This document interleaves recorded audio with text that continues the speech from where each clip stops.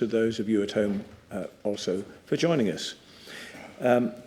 We begin our meeting this morning by asking for any apologies for absence, please. Councillor Plodgek, yes. Thank you very much. Okay, so minutes of our last meeting, which were on the 26th of April and the 10th of May, can we agree those as a true record, please? We'll need to show by hands, please. Yeah. Okay, lovely. And I'll sign those later. Declaration of members' interest. Does anyone have any interest that they feel they need to declare? No? Okay, thank you very much. So now we move on to our first report this morning, which is a statutory report of the Chief Finance Officer. And this is the Section 114 Local Government Finance Act 1988 paper. And I'm going to ask our Section 151 Officer, Jan Willis, to introduce this. Thank you, Leader. I'm just going to make a few introductory remarks. I'm sure members will have questions, which I will be happy to answer to the best of my ability. The report is issued under sections 114 and 114A of the Local Government Finance Act 1988. And that act requires me to report to members if I believe that the council is about to make a decision which involves or would involve the authority incurring unlawful expenditure or has taken a course of action which would be unlawful and likely to cause a loss or deficiency on the part of the authority, or to enter an item of account which is unlawful. So the report concerns two matters that fall within the scope of Section 114 and Section 114A. The first of which is an executive matter, and that is the fact that the council engaged in commercial trading activity outside of a company which is contrary to the requirements of the Localism Act 2011. The second matter, which is a non-executive matter, concerns the payment of an allowance to the Chief Executive from 2017 in respect of the additional duties which she undertook in relation to the international business. So the matters for Cabinet to consider today concern the first issue. I don't propose to go through the report in detail because I'm sure that members will have had an opportunity to read the report and as I said, I will take any questions. I do think it's important to put on the record that the issue of a Section 114 report, particularly in relation to unlawful expenditure, is a relatively rare occurrence. It is a serious matter, and I have not issued this report lightly. It is the result of a long period of reflection and consideration of the matter. I have taken formal legal advice from leading counsel, and his advice to me is that the issue of this report was unavoidable. It does point to some quite serious underlying governance issues. So in particular, an impartial record keeping, decisions not being taken formally, and that has and those matters have had quite a significant impact on my ability to actually establish the factual basis, and it has taken some time to do that. And I'm conscious that this report is being issued at the same time that the Council is undergoing a corporate governance review, which I think will provide, some wider context for these issues. But the issue before Cabinet today is the unlawful expenditure incurred in relation to the commercial trading. There are two further issues that I just wanted to touch on before we come to questions. The first is consultation.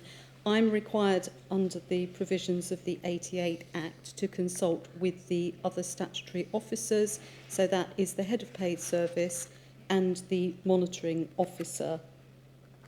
The consultation with the Head of Paid Service has been difficult due to her absence.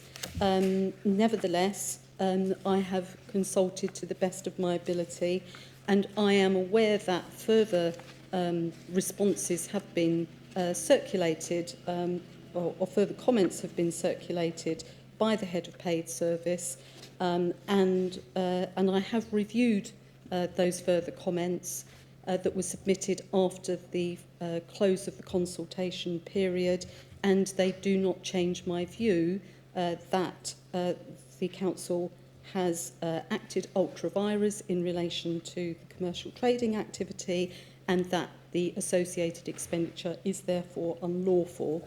But I have asked the QC to further review that information and to give his formal advice about whether it changes his view.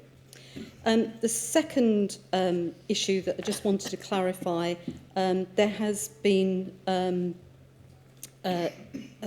number of questions put to me regarding the Nick Grubeck advice, which is set out in the appendix to my report, and that is advice that was provided in October 2021 in telephone conference with Mr. Grubeck.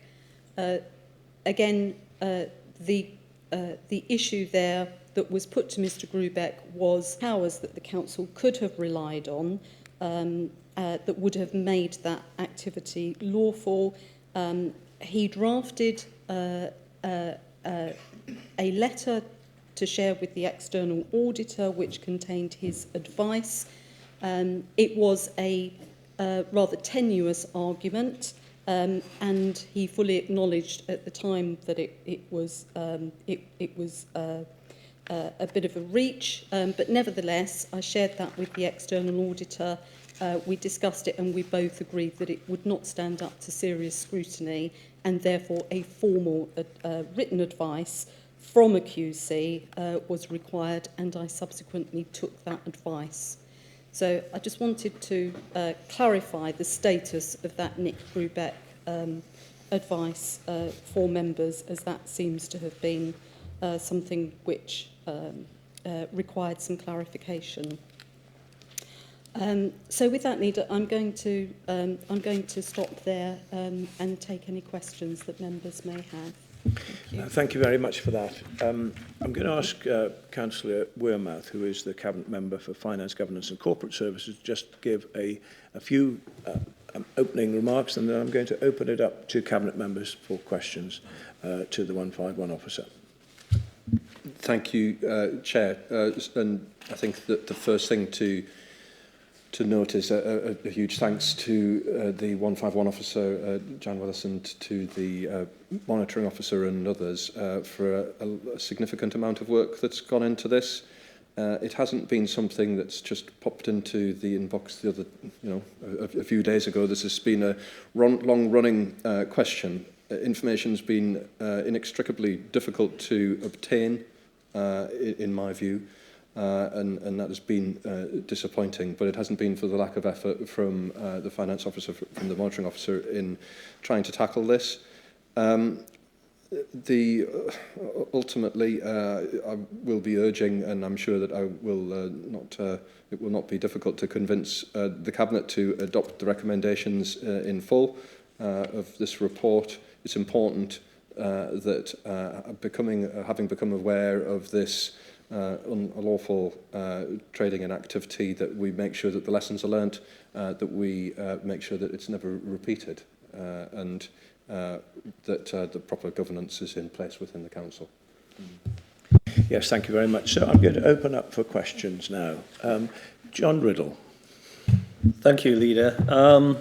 following on from what Richard said about getting information, particularly about the international side of this business, I've been a cabinet member for the last 2 administrations, and continually asked for information, and I don't know whether you can actually tell me, have we actually made money or lost money with what we've done here? It's something that's been dear to my heart. I mean, when we sort of endorsed this idea of international business, it was to create money to support other services that the council provided. That was my understanding anyway. And, it is minuted, I think, in one of the November cabinet meetings, or informal cabinets anyway, at least, that I asked for some financial information following a presentation, and I've never actually received that detailed information. So can you actually tell me, have we made or lost money with this exercise? Just before you come in, the information that you were seeking, when was that? That's not recent, is it? I think it was the 20th of December. I have got it on my phone, the minutes of that meeting. I have got a screenshot of it. Okay. Thank you. Yes, Jan Willis. Thank you. A summary of historical financial performance was actually circulated, and it was shared with Audit Committee as well last summer after I arrived. That was one of the first things that I did when I arrived, because I was aware that a number of members had been asking those questions, and my predecessor had started to pull together that historical financial performance. It was a huge task because there were not complete financial records, and in particular there were no contemporaneous records of time that a number of council officers had spent on international business. Nevertheless, the finance team did their best to reconstruct that historical performance based on the information that they had, and that was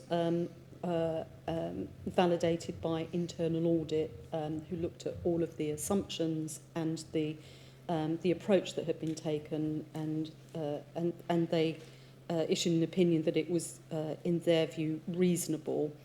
And that historical financial performance or analysis suggested that the council had made money, from memory about £800,000 over the period 2017 up to the end of the 2021 financial year. But that represents a best case scenario, because I'm sure there will be other additional costs that were not captured at the time, and which we can't ascertain now with the passage of time. My personal view is that the council probably made a profit, and it's somewhere between £0 and £800,000, but I couldn't tell you exactly where. Thank you very much for that. I think, yes, Jeff Watson. It follows on from that question. If we did make this money, which doesn't seem at all clear to me from what I'm reading, is there any tax liability on that? Is it profit before tax, is it after tax? I even wonder, dare I even mention, is there anything about money laundering or anything in there? I have all sorts of queries about the thing. I'm just not happy with it.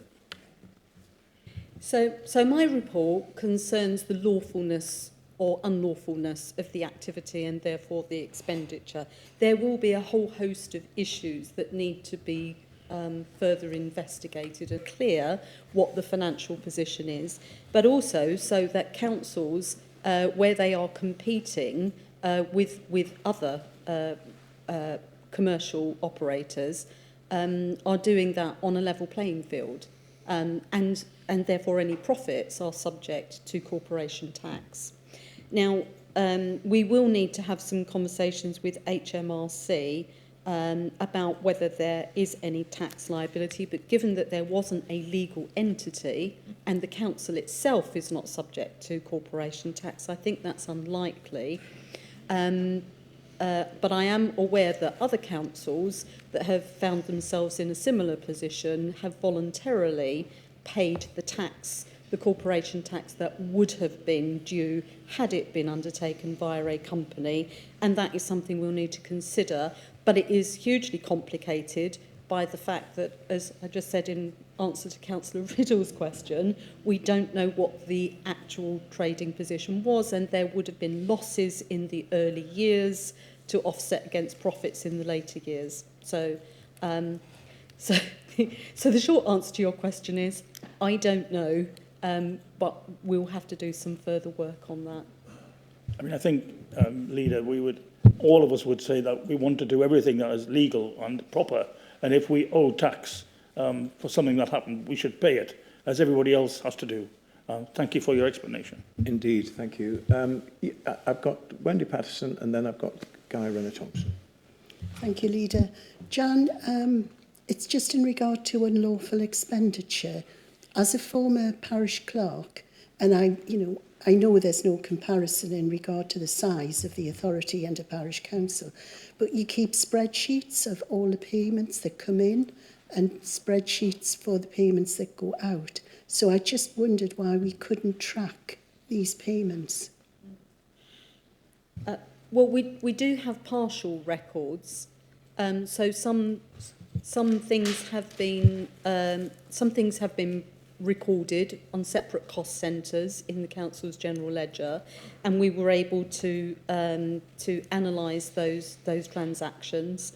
And we also know that some members of staff were either wholly or certainly for a substantial amount of their time, working on the international business. So we've been able to estimate those costs where they haven't been directly coded to the international cost centres.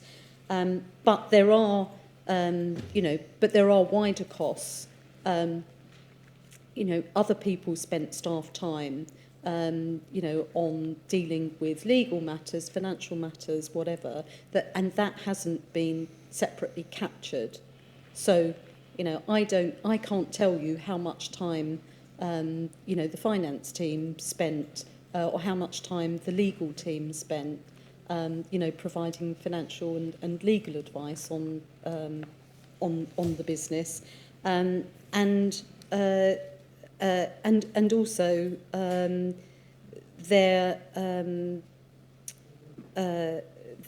were also, I think, issues around where certain expenditure had been coded, that we weren't entirely sure that we had captured everything, and without a very extensive interrogation of the records, which at the time I didn't think would be worthwhile, given that, we'd broadly established the financial position, we wouldn't have been able to get a more precise position. But this is why, as I said, the Localism Act requires these activities to be undertaken via a company, because that would ensure that there was complete transparency. These transactions have just been part of the council's sort of general financial records, and extracting them is extremely difficult 5 years after the event. Understand. Thank you very much. Okay, Wendy, thank you. Guy. Thank you, Leader, and thank you, Jan. I raised this last year, much the same as Councillor Riddle. From what you're saying, you've already answered the question. Whoever was running this company was unable to produce a very simple balance sheet and a profit and loss account, which any business from a one man in a van through to a multinational corporation can produce that and has to produce that. And we were unable to produce that, hence why you've had to go on a deep dive through all the paperwork in the history to try and find out what's happened. Well, of course, it wasn't a separate legal entity. Had it been a separate legal entity, it would have had its own profit and loss account and balance sheet, and those matters would have been perfectly straightforward. Although, of course, there would still always be issues about costs that were being recharged in relation to staff time from the council to the company, but I would have expected that there would be some sort of service level agreement in place that set out the basis for those charges, and that there would be a proper sort of verification process when the invoices for those costs was presented to the company. But yes, you know, we didn't have that discipline in place, nor within the council were full management accounts maintained. That's the other way that you can ensure transparency, is to maintain internal trading accounts, and that doesn't appear to have happened either. Thank you. Any more questions? Colin Horncastle.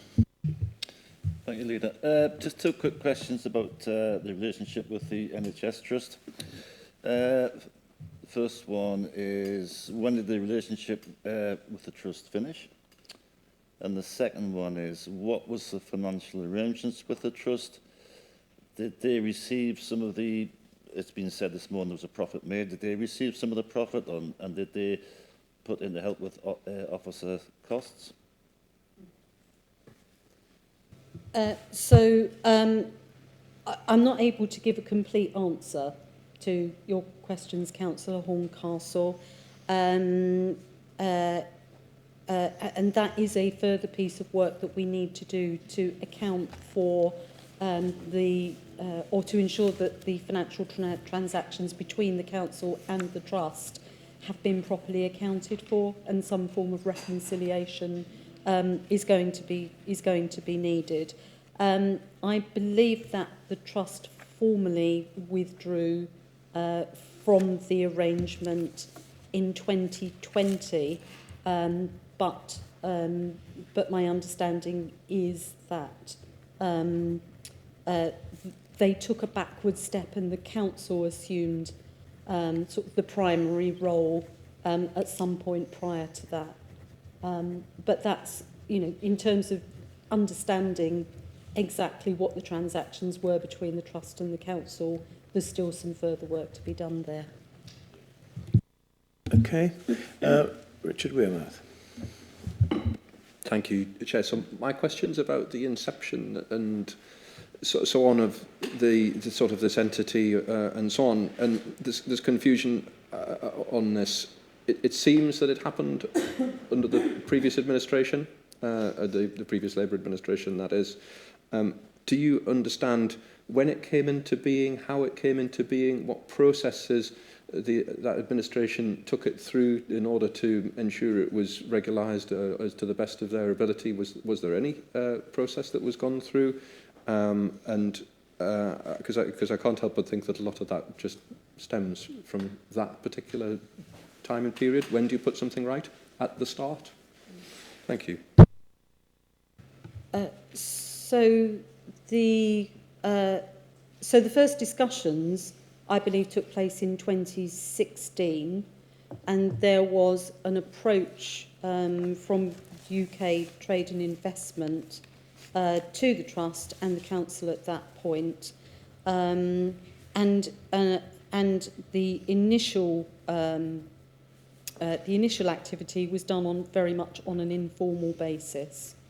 At a later stage, when the council started to contemplate entering into contracts, that's the point at which I would have expected some formal decisions to have been made.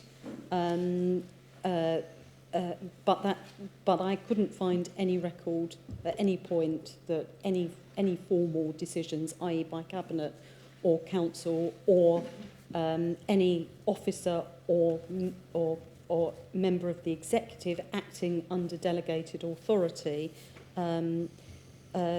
it all appears to have been done informally, and although there were numerous briefings for members along the way, there were no formal decisions taken at any point that I could ascertain. Okay. Any more questions? Would you like to sum up at all, or are you happy to leave it at that for the moment? Well, Chair, I guess there might be this. Oh, sorry. Sorry. Yes, back to you. I guess the other question is, and it's perhaps the most important one in some regard, what checks and balances are being put in place to make sure that there's no repeat? Do we understand, is there any risk of any other unlawful activity of which we need to be aware and to investigate and to follow up. In particular, I would be anticipating that you as Director of Finance, the Monitoring Officer, would be involved in ensuring that any contracts entered into by the council or subsidiaries, that you're aware of these and that the proper legal checks are done. It doesn't seem that that's been the case. Just to comment, I mean, it's been I'm uncomfortable to have to say this, but I will say it. When we've asked questions about this as a cabinet and the old cabinet, it hasn't been easy getting answers about these sorts of basic things. Has there been a P&L? Is this happening? Is that happening? I'm sorry, what you get accused of is bullying or, putting inappropriate pressure on staff for asking questions. Can you just reassure me that when we ask questions, we will get the answers that should be forthcoming, rather than any accusations that we should keep our noses out? Yeah. So one of the reasons why it's important that formal decisions are taken is so that the formal legal and financial advice is completely transparent. I could not find any record of the previous monitoring officer or Section 151 officers having given any formal advice to members in relation to any of these matters, and that is a serious concern.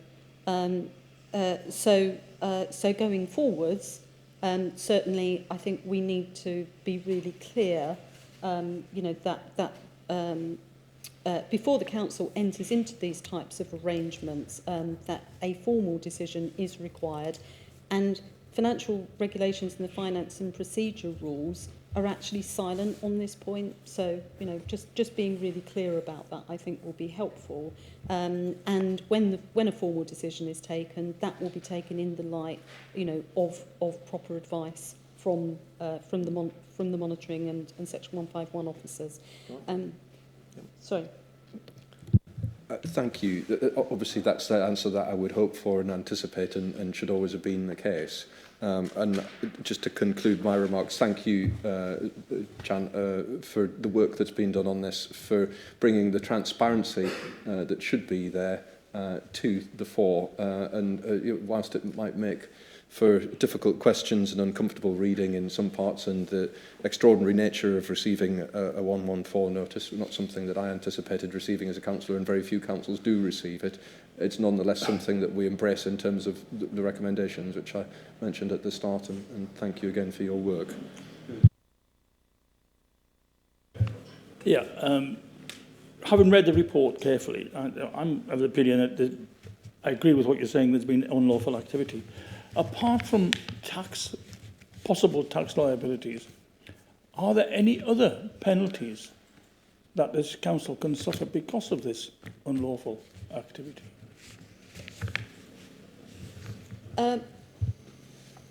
Well, the contracts in question have been performed to the satisfaction of the client, is my understanding.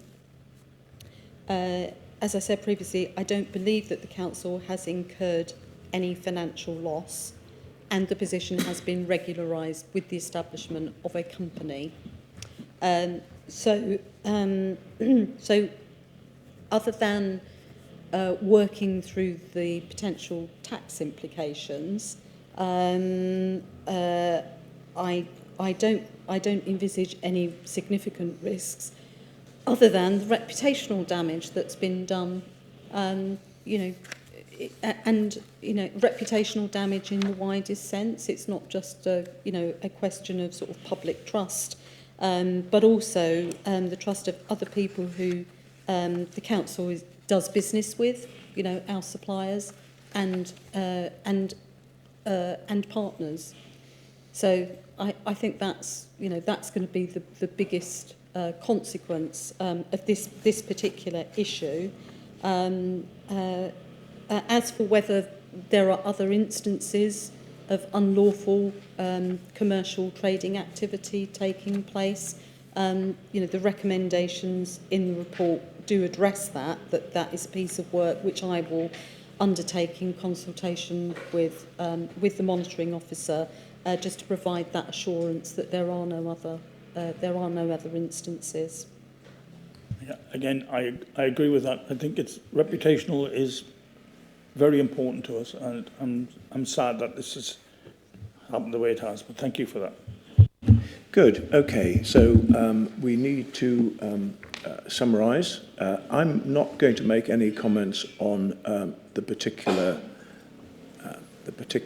of this, other than I am hugely dismayed and embarrassed, as I was when I first heard that this report was coming. Nevertheless, I am very grateful that you have persevered to get to the bottom of what, to be honest, members have been trying to get to the bottom of for some time. I feel really embarrassed for the sake of people in this room, these senior officers who do fantastic work for the council. I feel very embarrassed for the people out there right now who are working on our roads, who are emptying our bins, who are teaching our children, and are looking after older people. All of those people, I apologise to for the fact that we have this report. What I will say is that we will take appropriate action very soon on this, and we will carry out a full independent investigation so that we do get to the bottom of this once and for all. So I need to take you to the recommendations, Cabinet. I'm actually going to read these out, I think, so bear with me. The recommendations are to receive the statutory report dated the 23rd of May 2022 under section 114A of the Local Government Finance Act 1988 and confirms that it agrees with its contents in relation to the executive functions of the Council attached as Appendix 1 to this report. That we confirm the recommendations set out in section 6.1 of the statutory report attached at Appendix 1. We delegate to the monitoring officer and the chief finance officer responsibility to review and formulate a scheme of executive delegation to ensure openness, transparency and accountability for executive functions of the Council, and to present a report to Cabinet setting out proposals to achieve this by no later than September 2022, but hopefully sooner. And finally, refer to the Employment Appeals Committee, the EAC of the Council, the question of who knew what, when and why. The professional advice received in 2019 to form a company was not acted upon. It will be for the EAC to form a view as to whether there is any question of discipline or capability relating to any officer or former officer of the Council which requires investigation, disciplinary or other action. Should the EAC determine that there may have been misconduct by any member of the Council, it will be for the EAC to make an appropriate reference under the Member Code of Conduct in accordance with the Council's arrangements. May I have a proposer for those? Proposed by Councillor Wearmouth, seconded by Councillor Riddle. Can we have a show of hands, please, if you agree? That's unanimous. Thank you. Now, we move on to happier topics. And it's actually, we're moving on to rubbish now, of a kind, which is our food waste strategy. We are moving into a new area of recycling to improve our recycling rate. We know that the glass pilot has been very successful and we're going to build on that. This is around food waste. I'm going to ask Councillor Riddle, who's the Cabinet member responsible, to introduce this, and I'll ask Paul Jones to do a summary as well, and then we can take any questions. So, John, over to you. Thank you, Leader. I'll just sort of hit some of the key issues. The Environment Act received royal assent in November 21, and this set out key statutory obligations for local authorities in England to collect a range of waste streams separately and to facilitate recycling. It is envisaged that local authorities will be required to provide curbside recycling collection services for a wide range of materials, including weekly food waste from as early as 24-25. Obviously, in a county like Northumberland, there has to be a balance because there will be some areas where it won't be economic to send a wagon to collect very small quantities of food waste, etc., some of the more remote areas. And for this reason, and the fact that, wagons obviously are producing CO2 and all the rest, we're going to have a sort of dual trial here where in the remote rural areas, or some of the remote rural areas, we're going to do some hot composting bins as a trial. These are a much improved compost bin, which is a much higher temperature. And in the other sort of issues is that we need to ascertain what sort of quantities we will be getting and what types of waste we will be getting. And we need this information because as a county it would be hugely expensive for us to do this, and we need to demonstrate to government what it's going to cost and to be able to apply for money from the new burdens funding. We have got some trial areas that we are going to propose to do this in. And at present we have information, the last information we had was that 28.4% of the contents of residual bins consisted of food waste. This was when we'd done a sample on it.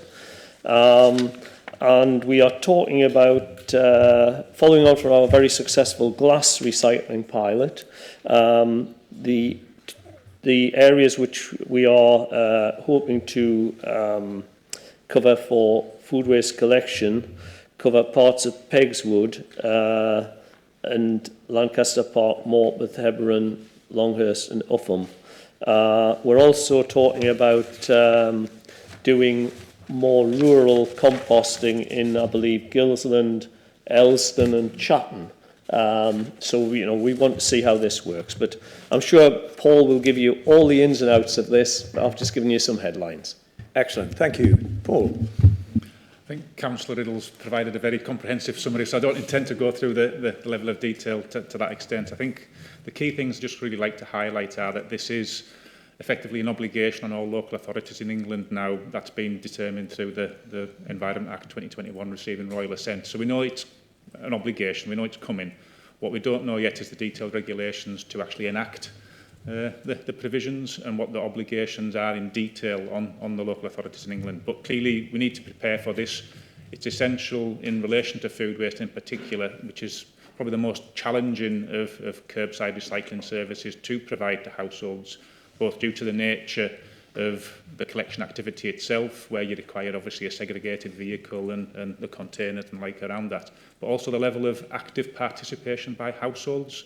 You do need to segregate the food waste in your own home, store it in your own home, take it from a caddy to a bin and place that out for collection on a weekly basis. That can be out of sync with your normal household collections as well. So we need to ensure that we actually have detailed both cost and performance information on this service. You can only realistically do that by undertaking a pilot scheme. So it is really essential that we undertake that, because this is about the long-term investment and planning decisions that the authority needs to take. It is going to be a significant cost to roll this out on a county-wide basis. There clearly will be some locations where that's both uneconomic and environmentally inappropriate to do so, given the relative costs and environmental consequences of transporting waste long distances. So that's why it is important as part of the trial that we also look at what can we offer to those households that might not be able to undertake a weekly food waste collection, so that they can actively participate in food waste recycling activity and make that climate change benefit as well. So that's why it's a dual pilot scheme, and that's the detail and the summary that's in the paper there, just to provide that clarity around the arrangements that we're proposing to take forward. There will be clearly a full report to Cabinet at the end of the trial, just to highlight what the performance has been and also what the cost of a rollout would be, by which time we hope that the new burdens funding arrangements from government will also be clear, which hopefully this will put us in a very, very strong position to actually secure some of that funding to take this forward and to roll it out. Thank as well as we can. I think obviously the more recycling activity you undertake, the more segregation of waste you have to undertake, and with that comes more and more containers. So that's a key element of the scheme, and that's why as part of the trial area we have also selected some of the households that are already on glass collection, so we can get a feel for how well households perform when they have that fuller range of activity as part of the consistency drive from government. There is a much wider range of materials that will have to be collected by local authorities for recycling. We are looking at trying to incorporate as much of that into our effectively mixed recycling bin as possible to limit the number of containers that are required. In terms of food waste collections, I think it's important to highlight, particularly given the comments you made about, infestations, rats, cats, dogs, seagulls, you name it, that the containers that are placed out for collection are lidded. They're basically a 23-litre caddy, they call them, but they're literally just like a bucket with a lid, basically, that the collection crews can take the lid off and discharge the material. So it's all kept clean, sanitary, and households obviously will also be given polythene bags to store internally the waste and to decant that into the container for collection as well. A bucket with a bin. That's a very technical term. Richard Wearmouth. Thank you, Chair. So nothing other than really to say that it's great that we're taking a proactive step in getting ahead of the curve, really. We've done that with glass recycling. It's proved very popular. I'm sure that this will prove equally as popular as well, Paul, and it'd be just interesting. Are we going to get sort of a bit of running feedback about how it's going, the quantities that you're collecting, any inhibitors to success and so on, so that we can make sure that it's the success that we all want it to be? So we will be monitoring the performance very closely on a weekly basis. We're happy to give an interim update to Cabinet and to scrutiny as part of that process before the final report comes at the end of the trial. Happy to do that. Excellent, that's good. I was interested to see that 28% of the contents of a bin in Northumberland is food waste, and that we produce about 3 kilos a week, an average family, which is a significant amount of money. When it comes to waste of food, but the fact that is a lot that's just going to that we could be recycling, and that's why we're doing this. It's interesting that we agreed this some 6 months ago, and we found nearly £250,000 from funding in the capital programme in the medium-term financial plan for this year, and we also have used our climate change capital fund, because we take climate change really very much as a priority. So we have a capital fund, and I'm very pleased that fund has helped fund this particular initiative. So it's all good news, and I hope very much that we will be able to roll this across more parts of the county. And I particularly like the idea of the sort of home composting idea. Places like Elsdon, for example, who have been asking for this kind of thing for a long time, they will be able to receive this, I think, and that's all good news. So very happy with that. We've got some recommendations. John, do you want to propose the recommendations? Yes. Proposed, seconded by Colin Horncastle. All in favour? Yep, that's unanimous. Lovely. Thank you very much indeed. So now we move on to our next subject, which is around the electric vehicle charging strategy. And I'm going to let officers take us through that. I would just simply like to begin by saying how grateful I am that we've made really good progress in this area. It's interesting to note that we have, I think it's 61 public chargers per 100,000 of population, which makes us in Northumberland the highest achiever of any council in the North East and any other English county council in rolling out electric vehicle charging. Well done, and thank you all very much indeed for that, the fact that we are doing that. And we're going to move forward. We're going to do even more. And this paper will explain what we're going to be doing across the county to further roll out this extremely good performance so far. So, I'm going to ask Matt to take us through this paper. Matt Baker. Thank you, Chair. So, in terms of, just to start with, I guess I just want to say this whole process is very much a joined-up process with colleagues in local services, colleagues in finance, and it's a real example of the kind of the council working in partnership across a number of different areas, and that's kind of really important to kind of just to state. So, as a county council, we've declared a climate emergency, and we're aiming to be net zero by 2030. 20% of our emissions across the county due to transport, and a key leg in addressing that is enabling the electric vehicle market and enabling our residents to access the charging they need to in order to buy an EV. There are about 22% of our residents who don't have access to a driveway, so effectively cannot put in place the charging that they need for their vehicles. So what this paper basically sets out is how do we address that gap for our residents, and although we have rolled out a number of charge points, we want to accelerate that over the next 3 years. So this paper sets out a plan for putting in place at least another 75 charge points, which would enable access for another 150 vehicles each year for the next 3 years. And I think it's also worth stating that as more people buy EVs, that will naturally facilitate the second-hand market, which will effectively make EVs more accessible for more people. So, you know, this is really important to our net zero strategy, but is also important to effectively enabling a greater number of people to access an EV. I'm not going to go through the paper in detail, the recommendations, because I appreciate we're short of time, but happy to take any questions on any of the detail. Thank you very much, Matt. It's a very full, very comprehensive report, which we've all read. I suppose, in a way, it's a chicken and egg situation, isn't it? That some people just can't access a charging point. So the more we install, the more electric cars are likely to be on people's shopping lists. So that's what we're doing, and the money is being put forward by the County Council to achieve a significant rollout of even more EV chargers, so that we are genuinely doing our bit. And I'm grateful again to see the Climate Change Capital Fund involved in this as well. Absolutely right that Climate Change Fund should be involved, as that is one of our key priorities of the Council. Are there any questions for Matt? No? Yes, John Riddle, and then Colin. It's not really a question, it's just a comment really to say that, you know, I'm very pleased and gratified that we actually have a fast charger in Bellingham now, as well as some, you know, little bit slower ones, but the fast one is very much appreciated. You know, it is a tourist area. People want to come, have a cup of tea, have a pee and charge their car basically. So, you know, it's very useful. Yeah, I think the only problem that might be is if people go to Bellingham and they have a cup of tea but decide they're then going to go for a wander, and they're continuing to block the charging point, which I believe is, now you've raised this, I'll raise it now if I may.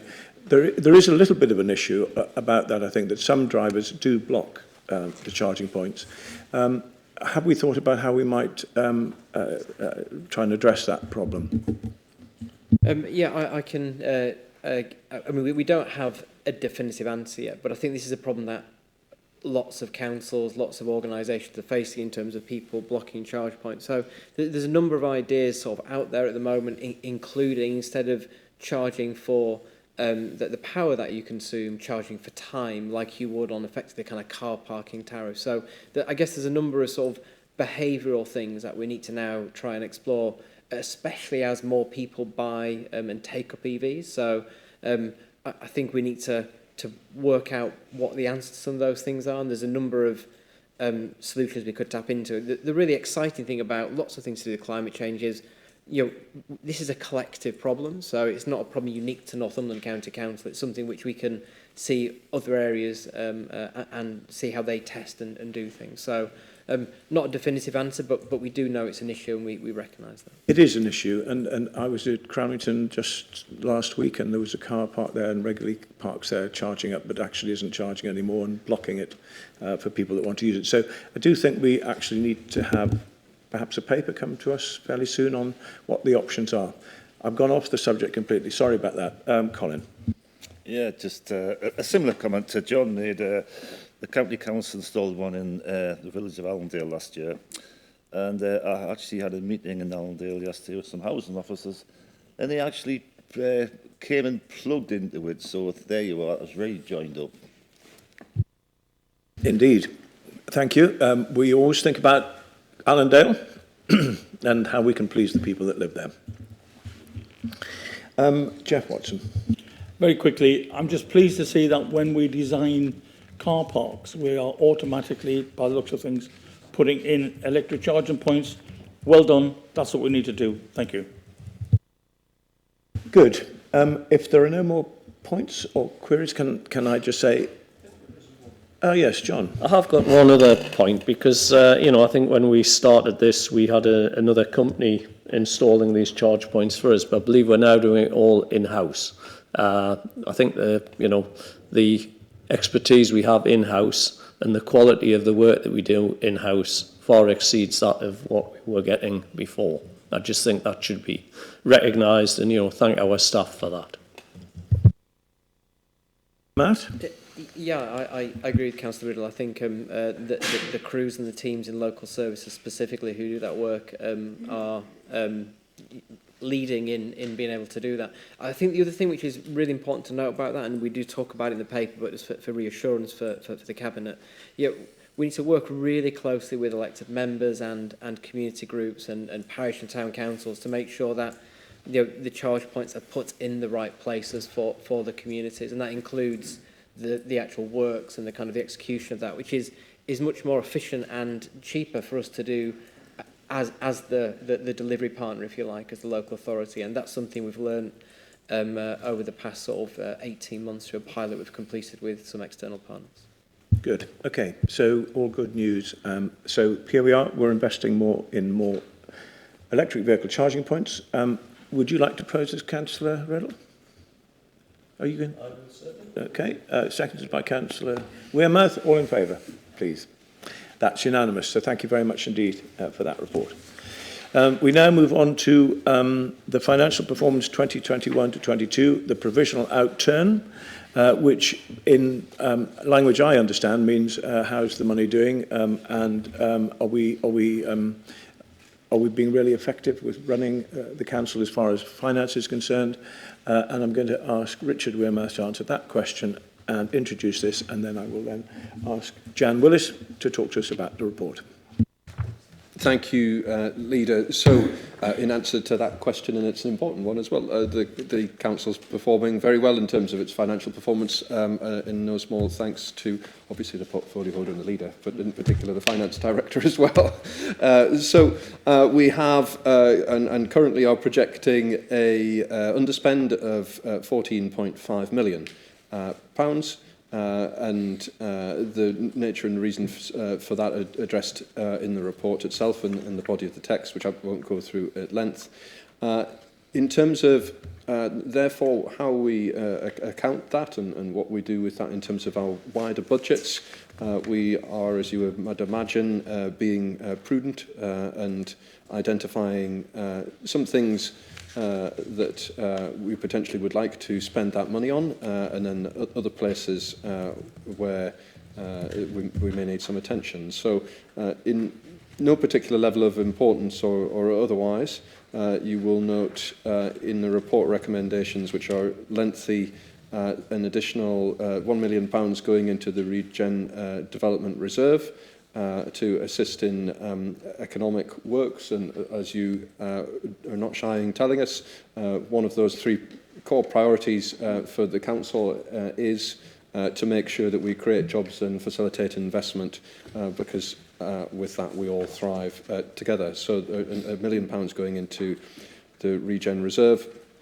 In addition, we have money in here in terms of the potential pressure that we might encounter in terms of inflationary pressure. So naturally, projects that are starting today or tomorrow all account for inflation. Projects which are ongoing, hopefully, are mostly subject to very rigid contracts that mean that contractors can't come back and request additional money. However, there will always be inflationary pressures in one form or another, whether it's electricity bills or this or that or the other, and everything that everybody else in day-to-day life is having to address. So we put to one side £5.2 million to cover those sorts of costs in the coming year. There are other items such as equipment for staff and so on that are added in here. And in addition, some additional funding to allow us to continue repairs following Storm Arwen. There is best part of £2.2 million almost in the budget. Storm Arwen was an incredibly unique event in terms of the level of damage that was done, and it's important that we continue to put that damage right. But also, just to emphasise that people understand where they own some of the things that have fallen over onto our land, that's not our responsibility, that they need to take responsibility for that as well, because it's been a huge task for local services and will continue to be for some period of time. One final bit that I will comment on is two bits actually to top up for the social fund of 2.3 million, and in particular as well some additional funding for UNC roads. It's a priority of this administration to really get to grips with fixing our roads. We've done a good job over the previous 4 to 5 years, and we want to ensure that the likes of Paul Jones and his local services team have the access to the cash that they need to continue that good job that they've been doing. That's me. Jan Willis, do you want to add anything? Thank you, Leader. I think Councillor Wearmouth has given a very detailed summary. Just a very quick couple of points from me. In addition to the general fund underspend, which Councillor Wearmouth has just spoken to, there will also be a carry forward of just over £2 million of contain outbreak management funding. So we will be able to continue to fund activities to protect vulnerable residents and develop community-based support for people who have been disproportionately impacted by COVID, and in its broadest sense. So that is the first point, and then just to say that this is the provisional position. Obviously, it will be subject to final adjustments and then any audit adjustments. But the council's estimated level of reserves at the 31st of March, based on this provisional position, it's £328.6 million. So the council's financial position remains very robust, but there are storm clouds gathering on the horizon. So we know that the cost of living, inflation racing ahead, all of that puts pressure on council budgets, as well as increasing, sort of the need of the local community for services from the council. So it's a bit of a double whammy. But also we are experiencing real difficulty with recruitment and retention, and also on the capital front, those factors are all combining, to create pressure on the capital programme, and that's not just in financial terms, but that's also delivery of the capital programme. So from a financial point of view, we're in a good position, as good a position as any council, I think, and that gives confidence that we will be able to weather the storm. But undoubtedly things are going to become very difficult during this financial year and into next year and potentially beyond as well. So you would expect me, as your finance director, to sound a note of caution and not let you get too carried away.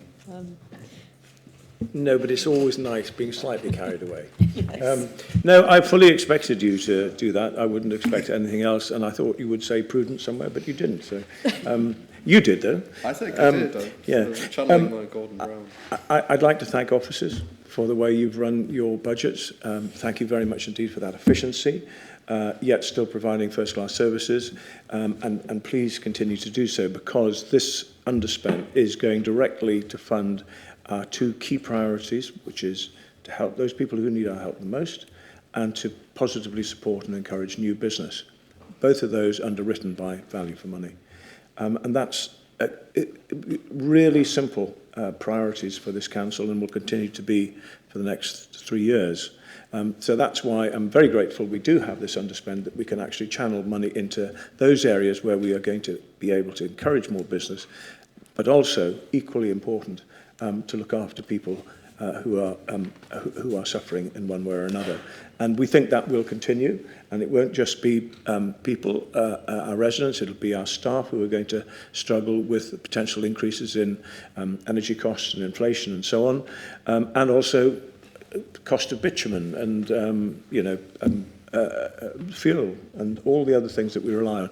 So we do fully appreciate that there are going to be more difficult times ahead and that we're going to have to budget very carefully and continue, and I know you will, continue to run our finances exceptionally well, which we're very grateful for. Any questions? John Riddle. Yeah, thank you. It's a very pleasing report in what's now going to be quite challenging times. I just want to actually highlight the fact that, during the last administration, we committed a huge amount extra money to highways. We delivered on it. And, I'm very, very pleased that I've got this extra 2.25 million for rural U&C roads. I think, it has made a real difference. We actually get people complimenting us on the condition of our roads now, instead of, the continual pothole story. So that's great. But also, it's good forward planning as well, and the fact that we are still investing heavily in fleet. Although they were late because of COVID, we have actually got our new gritters, which will of course be ready for this next winter. But we've also received our new fleet of gully suckers. The naming of one of which was at the county show on Friday. I don't know what that name is yet, but there was also on show the new JCB sort of multi-function pothole repair machine. So again, further investment in our fleet. And on top of that, we've got a massive investment in EV vehicles for highways. So just to say that I'm very satisfied and grateful for that continued commitment. I'm also very grateful for the extra money for the repairs for Storm Arwen. There's still some highways work to do, but there's a considerable amount of extra woodland and rights-of-way work which needs to be completed. So thank you everyone very much for that commitment. Yes, thank you very much. Yes, I'm looking forward to seeing this JCB special machine. Guy. Yeah, thank you, Chair. Just to highlight, the report on page 11 sets out the 21.5 million that we've spent on improving our school infrastructure over the last year, including finishing off the new Hexham High School, where we have a visit with the Secretary of State, Naheem Zahawi, on Thursday to show him around all the money we've spent. And also a lot of money went into Ashington Academy to improve education and dining facilities. Ashington Academy, when it was Ashington High, was rated inadequate by Ofsted, but just recently has been rated good by Ofsted, which shows that was a good investment into that school. But of course, the bricks and mortar of the school aren't what make a school improve in Ofsted, aren't the only reason. It's also down to the teachers and our school improvement programme that we have at the council. Now, we've talked before about how there's been a rejig in the Department of Education, and we are losing our central government funding for our school improvement service.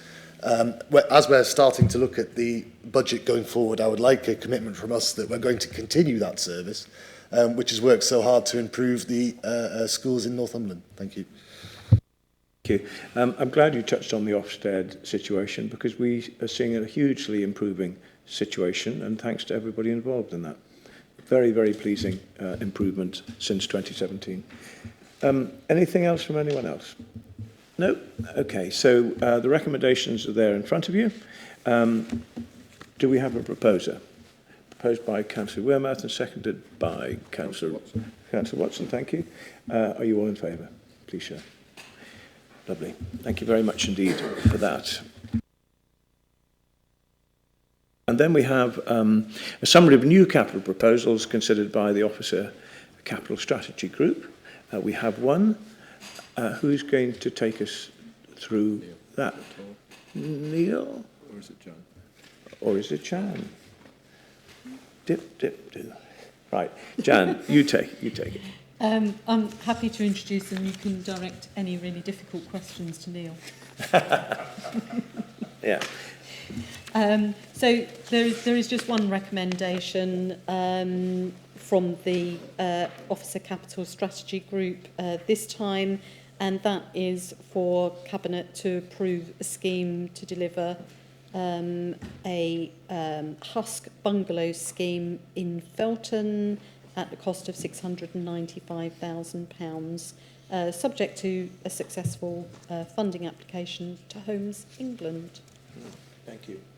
Yes, Colin Horncastle. Thank you, Leader. Yeah, I mean, I fully support and endorse this. This new innovation, the husk, it's not just the obvious that it's a cheaper way of building affordable housing. You've got the because where the garages are on what were usually former council estates, you've got all the services there you need. You've got the electric, you've got the sewage, the water. So all those costs are much lower than they would be on a new development. That's the obvious thing. But what is not so obvious is the fact that this actually gives us the opportunity at this stage to bring affordable housing into some of the more rural areas that have had former council estates in the past and have garages there which are not used. These garages are no longer used because they're not really big enough for cars. They're just used really for storage. And I am actually at the moment going to be in discussion with one of the housing providers. I'll not name the village in case anybody's watching this and will get a shock, but I am going to be in discussions with the housing provider soon to look at a garage block of 10 to see if we can get some affordable housing to a really rural area, somewhere that we're crying out for affordable housing. And I know Rob Murphy I think he's bringing a paper forward soon on community-led housing, which will, with our £48 million, will help to get some more affordable housing into the rural areas and the coastal areas. But this, in the first instance, as a starting point, is excellent. Good, thank you. Jeff Watson. I welcome this scheme.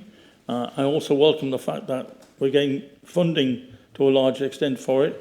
And I also welcome the fact that we're using Section 106 money in an identifiable project, which I think a lot of people will be delighted to see. So it's a good project and has my approval. Very good, thank you. Yes, it is in the report that the total build cost is nearly £140,000, funded by Homes England, Section 106, which is where a development takes place. The developer has to pay what's called a Section 106 money, which is put to one side to fund affordable housing. That's being used here. And then other borrowing and other funding packages that brings us together to around £700,000, which will provide good quality affordable housing, which is what we're doing. We do have, and we have ring-fenced £48 million over the next 3 years to bring about affordable housing, and that's what we will do.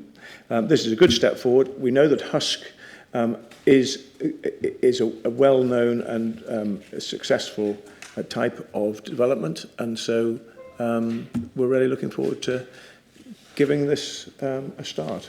So, any other questions or queries? No? If not, can I have a proposer for this, please? Proposed by Councillor Paterson, seconded by Councillor Watson. All in favour, please? That's unanimous again. So, that takes us to the end of this agenda. I have no urgent business. I do have to now move into closed session for a couple of quick reports. So, could I just ask for a vote on whether we move into closed session, please?